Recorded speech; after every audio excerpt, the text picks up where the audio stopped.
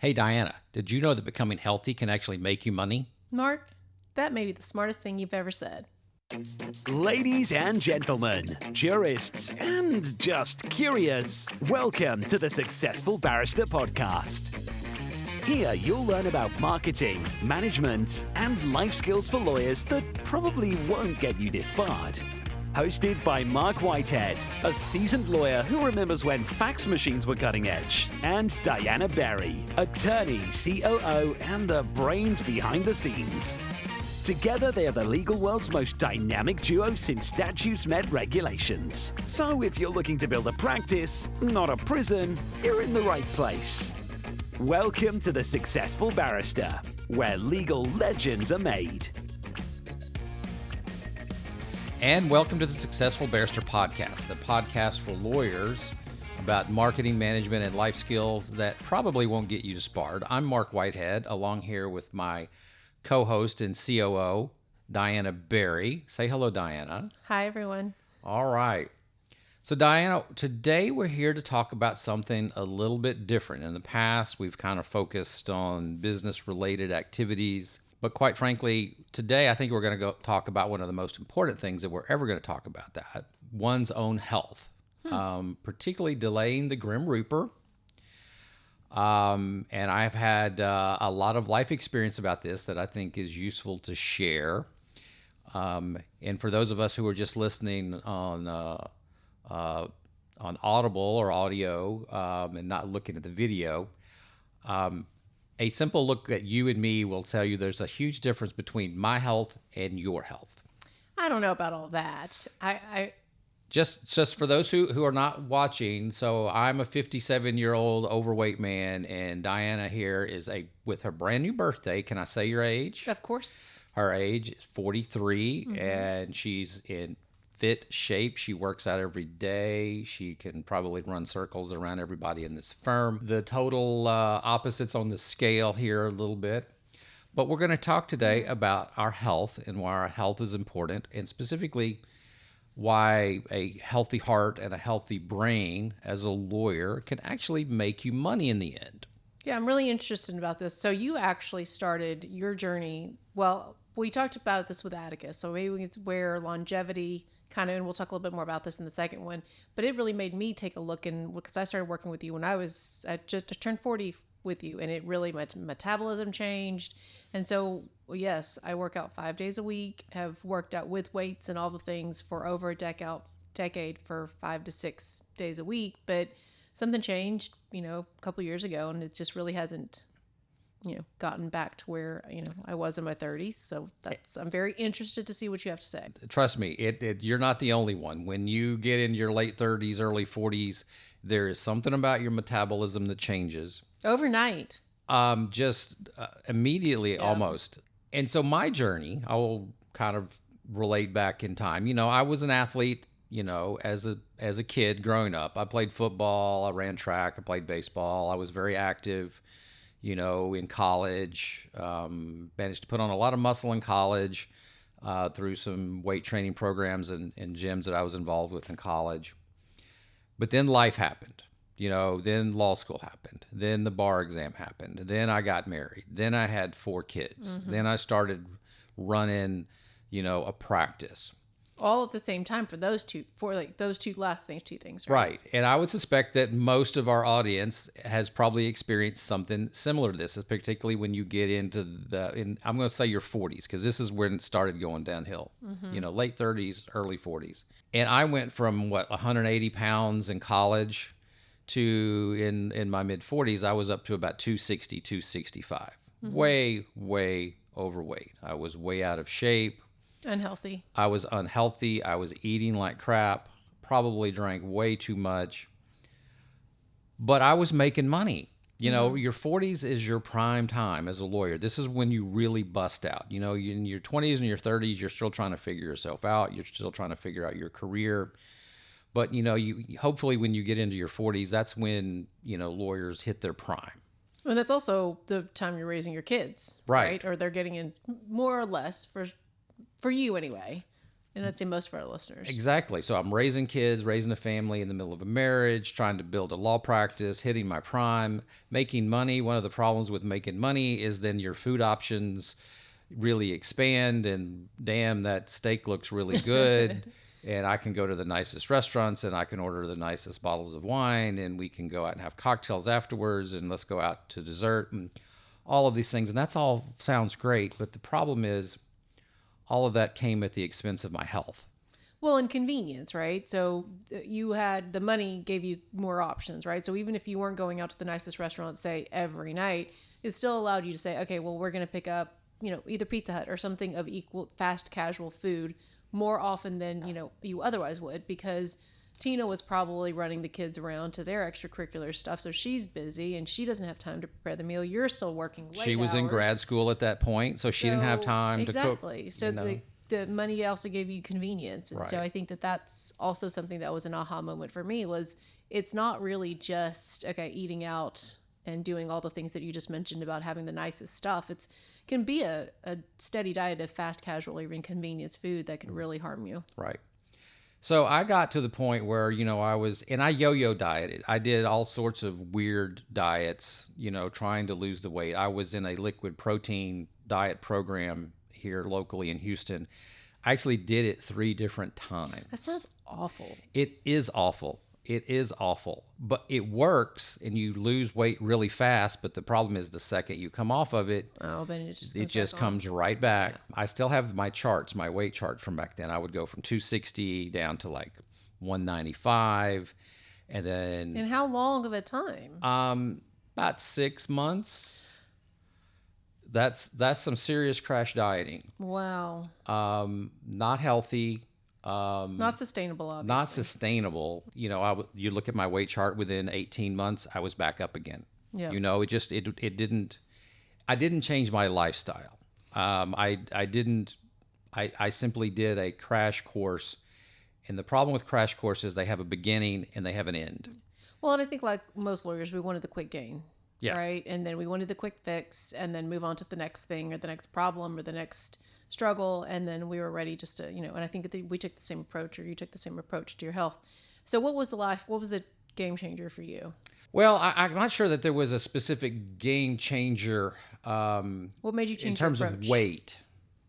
There probably was a game change in terms of my approach, and it probably kind of hit in a couple of different steps. The first one was I realized, quite frankly, that my musculoskeletal system was breaking down. My back was breaking down. My knees were breaking down. And it's one thing for being overweight and kind of out of shape and wheezing. It's another thing to be in chronic pain. Oh. So I started thinking about it in terms of that and started kind of making a shift and a focus. So I was able to sort of get my weight down to a more moderate number, like around 220. Mm-hmm. Okay, so I went from being obese to just overweight. Mm-hmm. So that was a mindset, and it really revolved around, I need to relieve some pain. And that was good. That was a good first step. Okay, but it really didn't get to the next step, which the next step was Dr. Jeffrey Life came to an Atticus program. This was pre your time, so this was pre-pandemic. So this was probably about 17, 18, somewhere in there. And he gave a tremendous presentation about why most people die. So it's one thing to think about your health, but it's another thing to think about dying. Your mortality. And he kind of phrased it this way. He gave the example. So first thing was 800,000 people a year die from cardiovascular disease, some form of heart disease. Wow. And people don't think about that. And his point in the presentation was, this is almost 100% preventable. And I'm like, what do you mean heart disease is preventable? And he starts giving the examples. So at the time, who was it? Luke Perry. Yeah. The TV star from 901. What's 90210? 90210. Yes, that guy, Luke Perry. We're the same age. Mm-hmm. And he just dropped dead at age 52. Oh. Tim Russert, who used to be the anchor on Meet the Press from NBC, again, dropped dead in his mid to early 50s, just dropped dead. Neither one of them had any known health problems. And one of the things that Dr. Life mentioned was that half of the people who have a cardiac event for the first time don't survive it. Oh, wow. Half of them. So in other words, they have no symptoms, they have no symptomology, they're not under treatment for cardiovascular disease. They just simply have their first cardiovascular event, and half of them drop dead right then. And all of that sort of struck home with me. So he went on to explain the mechanism. So the mechanism of it is that over time, and this happens particularly in our 50s and 60s. In our 40s and 50s. 40s and 50s, let me rephrase that. Stuff that happens in your 40s and 50s, how you take care of yourself, dictates how your life is going to go in your 60s, 70s, and 80s and beyond if you make it that far. And the number one thing that we do to ourselves in our 40s, 50s, is we allow our bodies to develop plaque through various bad habits that we develop. Plaque is basically the body immune system kind of going off kilter a little bit because of the way we treat it. And you end up developing plaque in your arteries and your veins. And the plaque ultimately, when it gets bad enough, turns into blood clots. And if a big blood clot hits your heart, you have a heart attack, and you may or may not survive it. Okay. If a big blood clot hits your lungs, or if it hits your brain, you have a stroke. You may or may not survive it. And then here's the thing that really struck me, and this was a personal thing. He said, but you can have a lot of small blood clots that form in your body because of plaque. And those small blood clots, they don't cause a heart attack, they don't cause a stroke. What they do is they filter into your brain. And they begin to accumulate in your brain. And over time, what happens is you develop a condition called vascular dementia, which sounds a lot like Alzheimer's, but it's not Alzheimer's. It's simply vascular dementia. The reason that struck home with me, because that's what killed my grandfather. My grandfather, World War II veteran, just a jovial, verbose man, could tell a joke at a drop of a hat, never met a person he didn't like. Everybody was his best friend, was just a really outgoing, jolly sort of fellow. But the last 10 years of his life was pretty miserable. And he had vascular dementia. And I never at that point had understood what vascular dementia was. All I knew was my grandfather had it. It totally changed him. The last 10 years were tough. But I never understood the mechanism of what happened, of why it happened. And so Dr. Life explained the mechanism. He also explained how we can actually prevent this. Most people, 99% of all people out there, can prevent plaque in their bodies through taking care of themselves properly. Life choices. Life choices. It's all about your life choices. It could even be life choices that extend back into your 30s, but he said particularly in your 40s and 50s. And that's what we're really going to talk about in the next segment. Right. Those life choices that you made to kind of get you back on track and hopefully get you to live a lot longer than you'd originally thought. Absolutely. This podcast is sponsored by Marc Whitehead and Associates, a national disability benefits law firm. Marc Whitehead runs a firm of over 60 dedicated people whose mission is to make a difference in the lives of our injured and disabled clients. Marc represents disabled claimants in Social Security disability, private disability insurance, and veterans disability claims in all 50 states. Marc Whitehead is double board certified in both Social Security disability law and personal injury trial law. Marc has litigated disability cases in over 40 states and counting and can help your clients too. Stop throwing your phone calls away. Call Marc Whitehead at 701-VIP-LEAD. That's 701-VIP-LEAD. Or visit our website at disabilitydenials.com. Referral fees are paid in all jurisdictions where it is permitted. Refer us your disability cases today and know that your clients will be in good hands. All right. So we've been talking about delaying the Grim Reaper. And I think in our first segment, we kind of laid out sort of my personal journey and what I would call my original epiphany with Dr. Jeffrey Life. So you have the epiphany. So And then what happens? So then I start looking at it, what can I do? And that's when I start realizing, and one of the things that Dr. Life said, he goes, when you start, the first thing you need to do is you need to eat well, not just for whether the P90X 90-day plan or something like that, or work out for like 90 days. It's not about setting, intermediate, I'm going to lose 20 pounds over the next 2 months or something like that. He goes, it's about a lifelong journey. And so you need to resolve that I'm going to eat well every day until I die. I'm going to get exercise every day until I die. And when you change your time frame that you're looking at, it really changes your mindset. So in other words, I'm not looking for some quick fix fad diet that I can lose, 60 pounds in 6 months or something like that, which won't last. I'm making a reasonable change, but I'm going to make this change every day for the rest of my life, because what I'm training for. I'm not training for some sporting event. I'm not training for, some triathlon or something I'm going to do. I'm training for the last decade of my life. Oh, okay. I'm bringing in a little bit of Dr. Peter Attia, which we'll talk about him in a minute. He talks a lot about training for the last decade. Decade of your life. Yeah. So I think we get into these, like I said, the quick fixes, but it's about losing the 10 pounds or losing the 20 pounds, right. Or, like you said, training for something. And so almost Simon Sinek, it's not a finite game. It's an infinite game. It's an infinite game. But we're going to do this, but we're going to do it every day for the rest of my life. Okay. So that actually, we talked about this in a prior podcast a couple of weeks ago about Kaizen and the spirit of Kaizen, which is incremental improvement. Small changes made on a regular basis.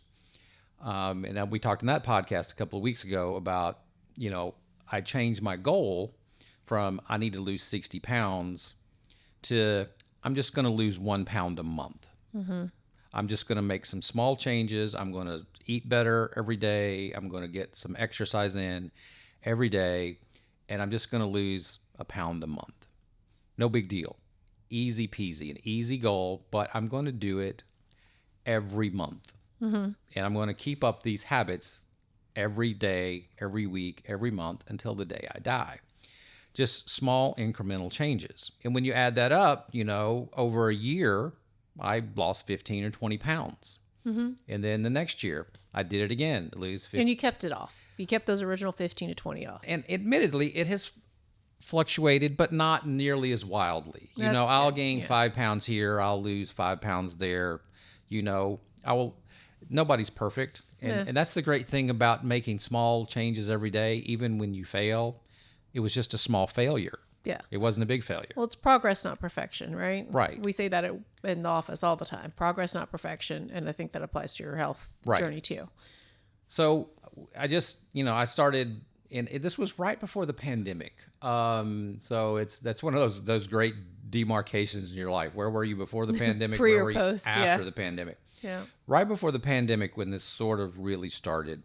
And I carried it on through the pandemic. When the pandemic hit and my gym was shut down, I went and bought a bunch of equipment and built a little gym in my house.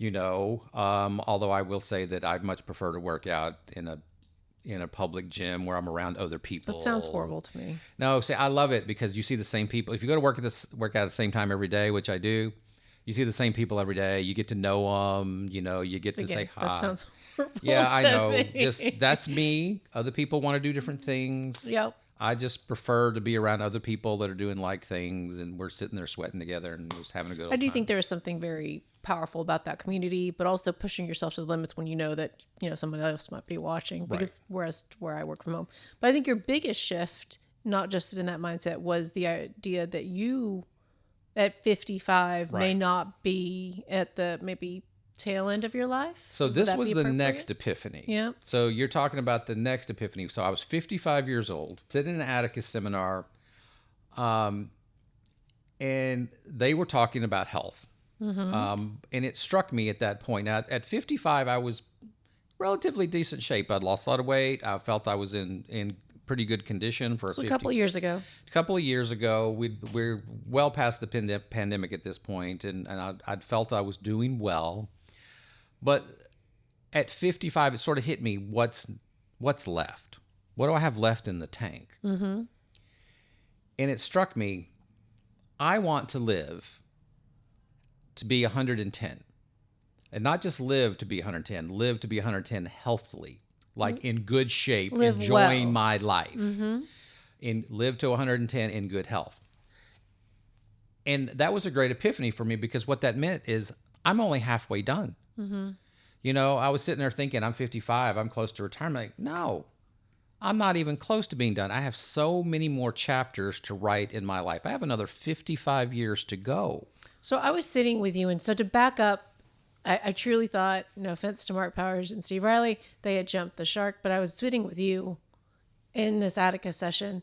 And the idea is that in the next 10, 15 years, I don't know, both medicine and AI, with those two advances, that we may extend our lifespan if you get to that point in 10 to 15 years, if that's the right number, in a healthy way. You could truly expand your lifespan to where 110 doesn't sound as ludicrous to some of our listeners as it did to me at that time. Did I phrase that well? Yes. So the point that they were arguing, and there is a school of thought within the longevity community, which is a medical community which has its fringe elements, but it has its mainstream elements, that over the next 10 to 15 to 20 years, there will be medical breakthroughs to the point where we will be able to extend life beyond, in a healthy way, beyond what is normally considered typical today. Exactly. What we would say, whatever that number is, what our lifespan is for right now, we can expand that to maybe another 20 years. But the trick is you have to get to that point in time when the medical community makes its advancements in a healthy way, right? And so that's where that was like you said, an epiphany. Right. That was the epiphany. And, you know, the opposite of that is simply, well, what the hell do you have to lose? So what if you maintain your health and do all of these wonderful things to change your lifestyle, and there are no medical breakthroughs? Well, big deal. You haven't lost anything. You still have led a great life. So why the hell not? Exactly. Why not take this journey?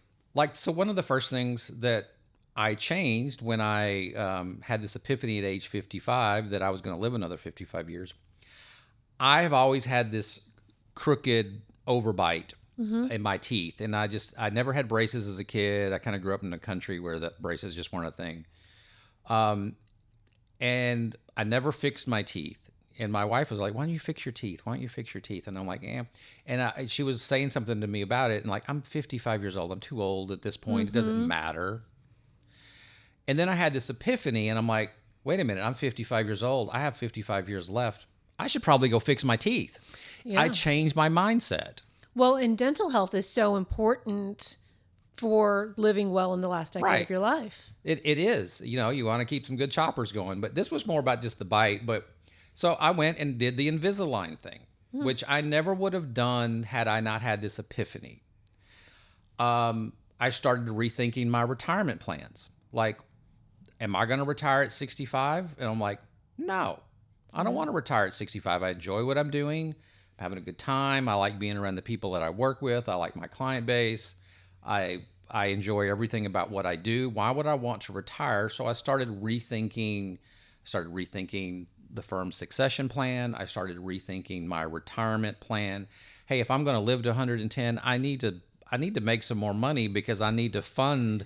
I can't run out of money at the end. We've had this discussion. I'm like, Mark, what are we doing to make sure that if you want to truly live to 110, what are we doing now to make sure that the firm can support yours and Tina's lifestyle for that long? And right. It's a very real consideration when we talk about the firm's business plan. So the other thing that starts hitting you is, I don't want to be by myself when I'm 110. I want to bring my friends and my family along with me. So then I start talking to other people. I start talking to my spouse about this. I start talking to my friends about this. Hey, let's get on this journey together because I don't want to be by myself. I want to take my friends with me. I want to take my family with me on this journey. So It all revolves around opening up the mind to the possibility that you're not at the end. You're just coming up on the next chapter.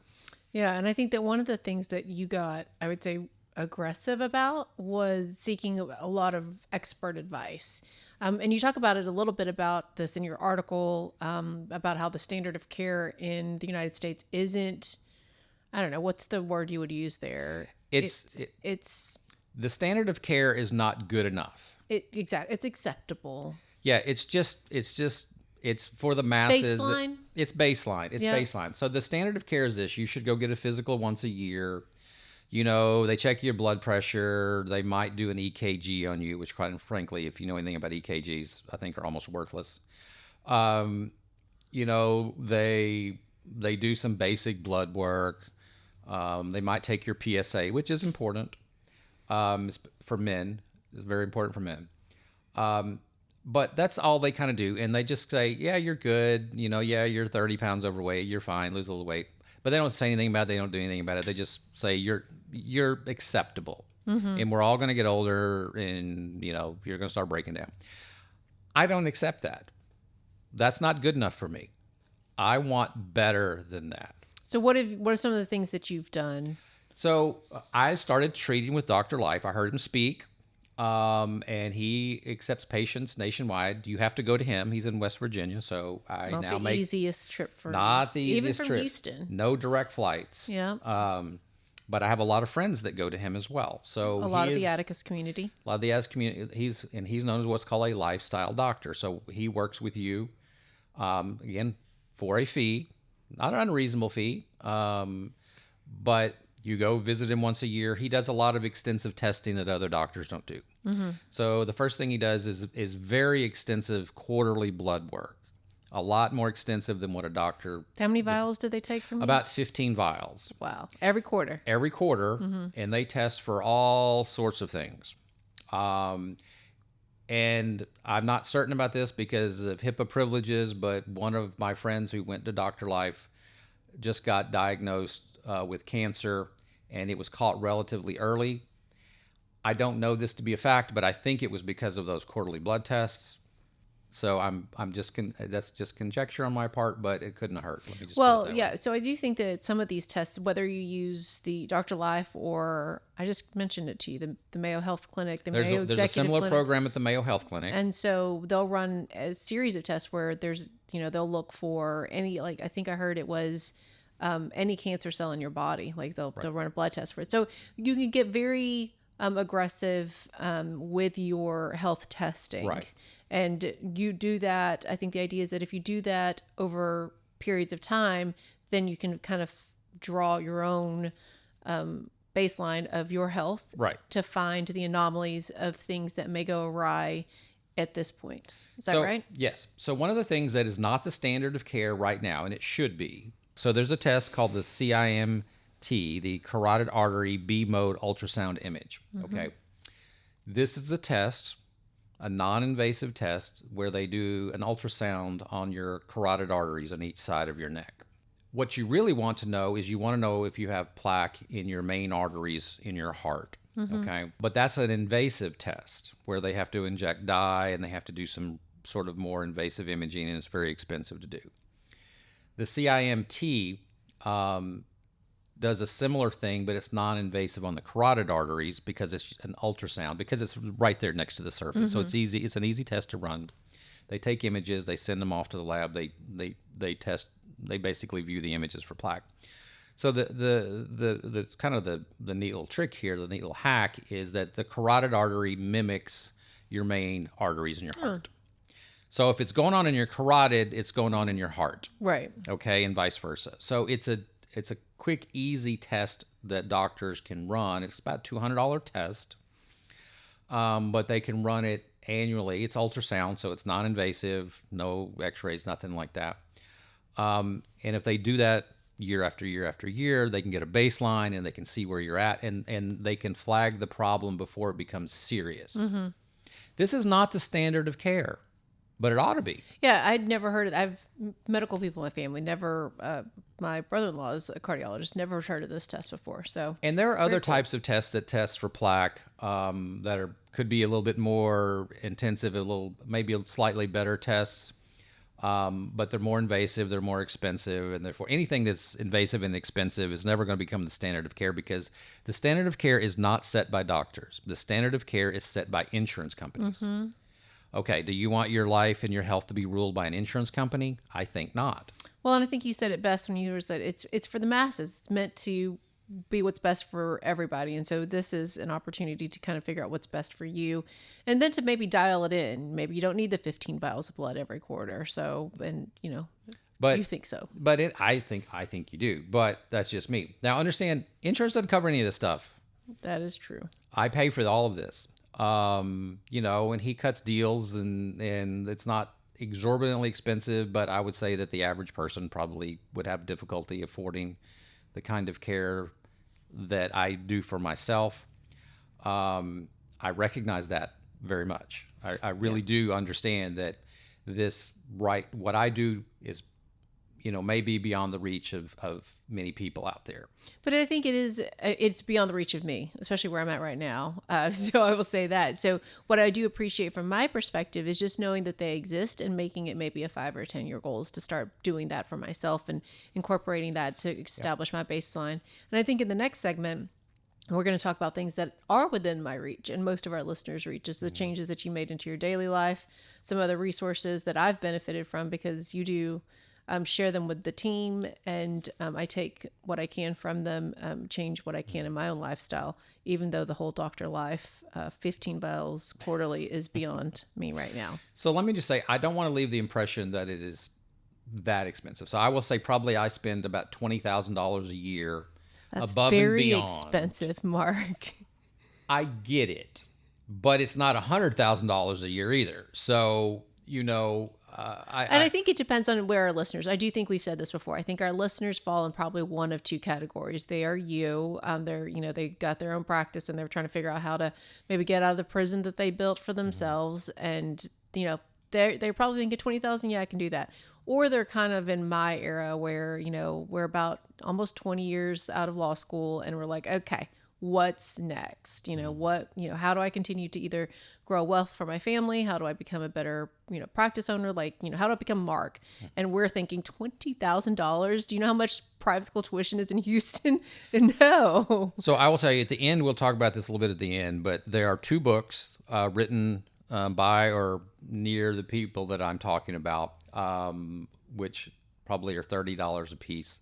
If you get these 2 books and read them and follow their instructions, you can get most of the way where I'm at right now in terms of what I spend. Yeah. So I'm going to pick your brain in our next segment, see if I can get some more golden nuggets to better my health at not $20,000 a year.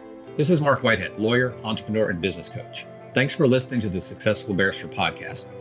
We have a blast making it and hope you find value in our podcast. If we stirred your juices, hit me up with an email at marc@marcwhitehead.com.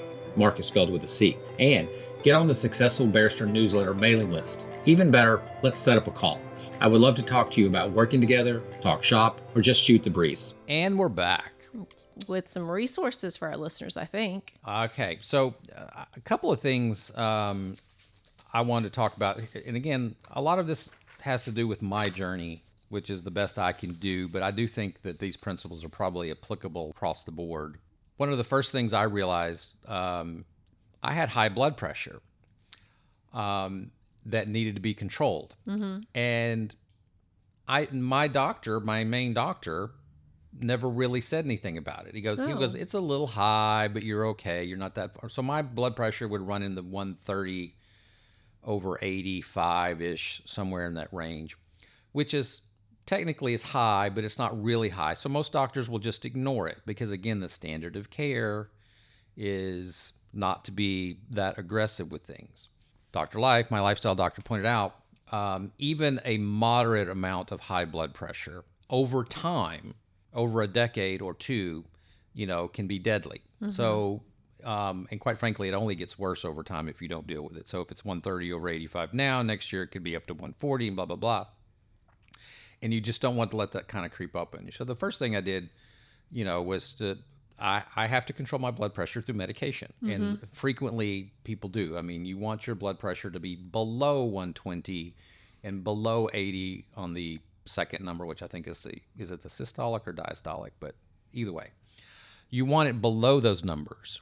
And a lot of people just have to have medication for it. I have a history of high blood pressure in my family. But again, that's one of those things that people can let slide. Yep. Because it's just a little high. You don't notice the creep. You don't notice the creep. If you're only going once a year, Yeah. it's like, okay, 125, 127, those things don't really seem like big moves. Yes. So what else did you change? So the other thing I changed is basically my workout routine. I used to think that to lose weight, you just need to do cardio. I didn't understand the value of building muscle. And I also didn't understand how protein plays into this part. Okay. We've talked a lot about We've this. talked a lot about protein. Most people don't get enough protein. Most people eat too many carbs. Okay. Carbs are for energy. And if you don't burn the energy, they ultimately turn into fat. Yep. Protein, your body uses to make muscle. If you don't make the muscle with it, I'm not a doctor, so I don't want to explain what happens to excess protein, but quite frankly, nobody has excess protein. Very rare. Very rare that people Yeah. have too much protein in their So diet. as a former cardio junkie in my 20s, I was a total cardio junkie. That's one of the things that I've changed in my workout routine in my 40s is I really don't do much cardio now. I do maybe one day of HIIT cardio, but always with weights, and it's always a lot of strength training.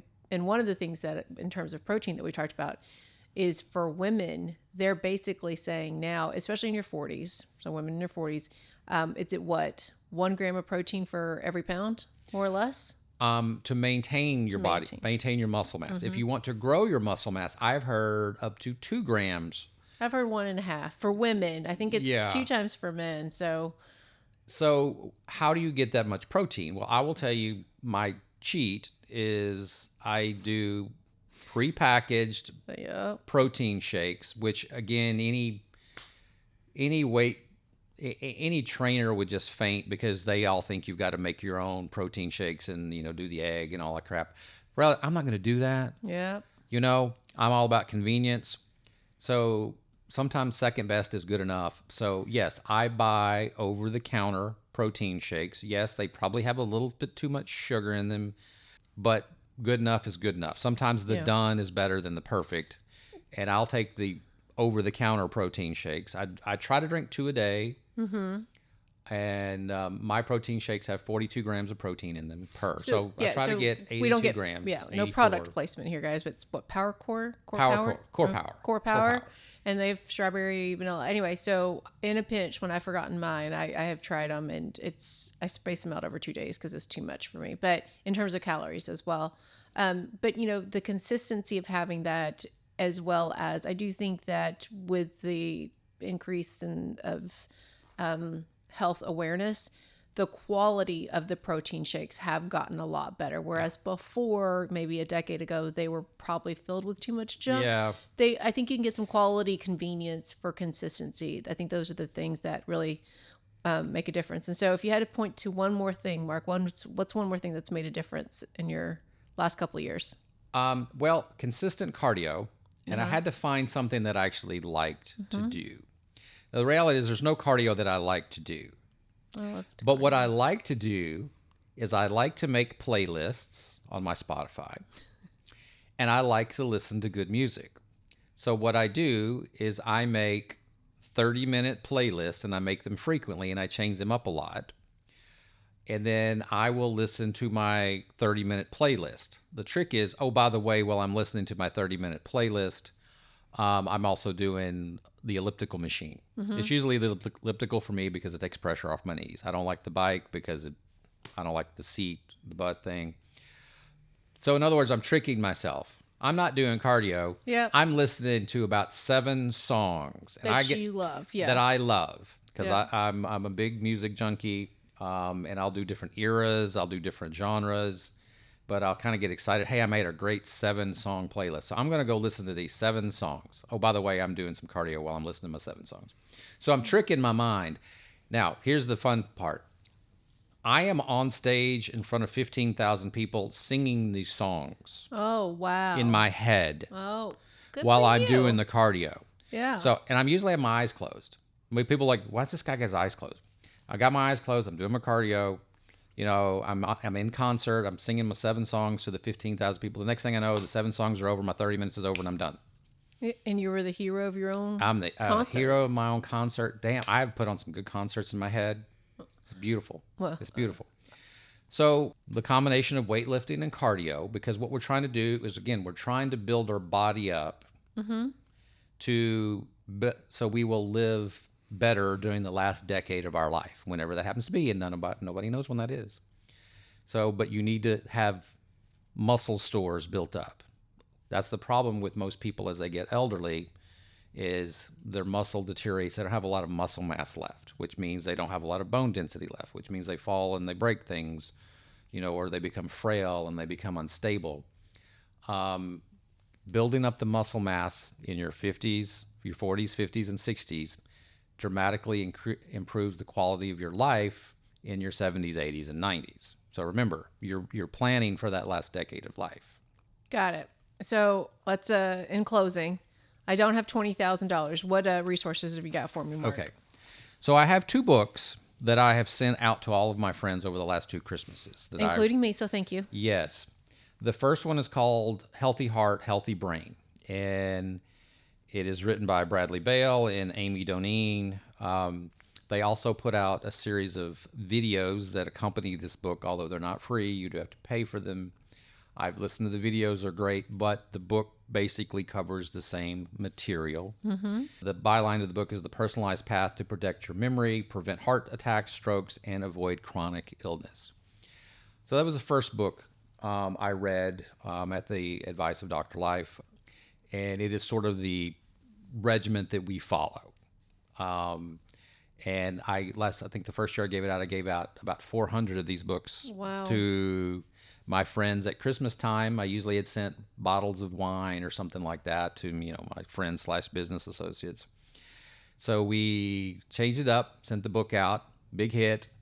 I have stories from a couple of people where the book changed their lives. Very happy with the results. The second book, Dr. Peter Attia. He's a well-known health guru. Number one, I'd recommend his podcast. Attia is spelled Attia. He has a podcast that I listen to on a regular basis that is excellent. He wrote the book Outlive, The Science and Art of Longevity.